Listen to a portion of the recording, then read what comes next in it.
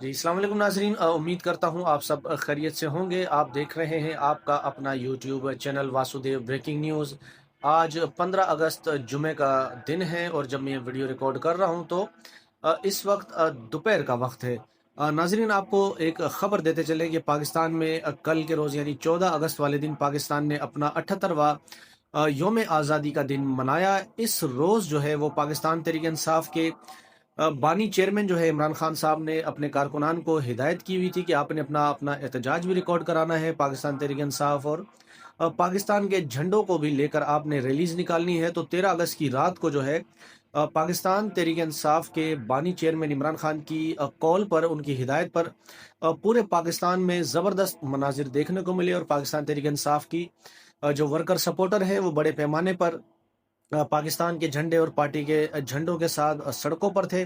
حالانکہ پنجاب میں خاص طور پر کافی پکڑ دھکڑ بھی کی ہے، ایف آئی آرز بھی کاٹی گئی ہیں تحریک انصاف کے کارکنان پر، لیکن تھرو آؤٹ جو ہے بڑے زبردست مناظر تھے۔ کراچی میں ملینیم مال کی جگہ یعنی گلشن گلستان جوہر کے ایریے میں بغیر کسی قیادت کے، ویسے تو پورے پاکستان میں ہی بڑے اچھے نمبر تھے، اور تحریک انصاف نے اپنا بھرپور جو ہے جشن آزادی بھی منایا، احتجاج بھی انہوں نے ریکارڈ کیا عمران خان صاحب کی کال پر۔ اچھا، پھر اس کے بعد حکومت کی جانب سے 14 اگست والے دن جو ہے وہ تھوک کے حساب سے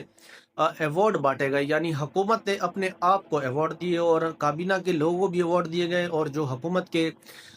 جو بیانیے کو سپورٹ کرتے ہیں، یعنی ان کو کہتے ہیں کہ حکومتی صحافی ہیں، ان کو بھی سب کو پاکستان میں ایوارڈ سے نوازا گیا۔ اور پھر اس کے بعد ایک ظہور نام کے کوئی شخص ہے، ان کو 2 مرتبہ یعنی 5 سے 6 مہینے کے اندر حکومت پاکستان نے ان کو 2 مرتبہ ایوارڈ دے دیا۔ ان کی وجہ صرف یہی کہ انہوں نے سابق وزیر اعظم عمران خان صاحب کے خلاف توشہ خانہ کے حوالے سے بتایا تھا کہ گھڑی ہم نے ان سے خریدی ہے یا ان کو بیچی، اس طرح کے کچھ معاملات تھے۔ تو حکومت کی ترجیحات دیکھیں، حالانکہ پاکستان کا آئین ہے 259، وہ بالکل واضح ہے کہ حکومت جو ہے وہ اپنے آپ کو کبھی بھی ایوارڈ نہیں دے سکتی۔ جس جس شعبے کو دیا جا سکتا ہے اسی کو دیا جا سکتا ہے، اس کے علاوہ حکومت کسی کو ایوارڈ نہیں دے سکتی۔ یہاں تک کہ صدر پاکستان آصف علی زرداری صاحب نے اپنے بچے بلاول بھٹو زرداری کو بھی جو ہے وہ ایوارڈ سے نواز دیا۔ خیر اندھا باٹے اپنوں میں ریوڑیاں۔ پھر اس کے بعد حکومت نے جو سب سے بڑا بلنڈر کیا ہے، جو ناقابل ایک طرح سے کہہ لیں کہ معافی انہوں نے جرم کیا ہے، کہ پاکستان کا یعنی وزارت اطلاعات کی جانب سے اخباروں میں جو اشتہارات شائع کیے گئے ہیں 78 اینیورسری کو لے کر، اس میں جو پاکستان کے بانی ہیں، خالق ہیں، قائد اعظم محمد علی جناح اور علامہ اقبال صاحب، ان دو شخصیات کی تصاویر جو ہیں وہ سرکاری اخباروں سے یا اخباروں سے غائب کر دی گئی، ایڈورٹیزمنٹ سے۔ صرف ان پہ حکمرانوں نے اپنی تصویر اور مسلح افواج کے تینوں سربراہوں کی تصویر کو جو ہے وہ آویزہ کیا ہے۔ یہ معاملہ آنے کے بعد جو ہے وہ پاکستان تحریک انصاف نے اس کو اٹھایا، اور زبردست انہوں نے ایک کیمپین کی، اور پاکستان میں یعنی دیکھیں جن کی بدولت آج ہم آزاد ہیں، آزاد ملک لے کر بیٹھے ہیں، اور یہ حکمران جو آج حکومتوں میں ہیں، حکومتوں کے ایوانوں میں ہیں، مزے کر رہے ہیں، بڑے بڑے پروٹوکول لے رہے ہیں، بڑی بڑی تنخواہیں ان کی ہیں،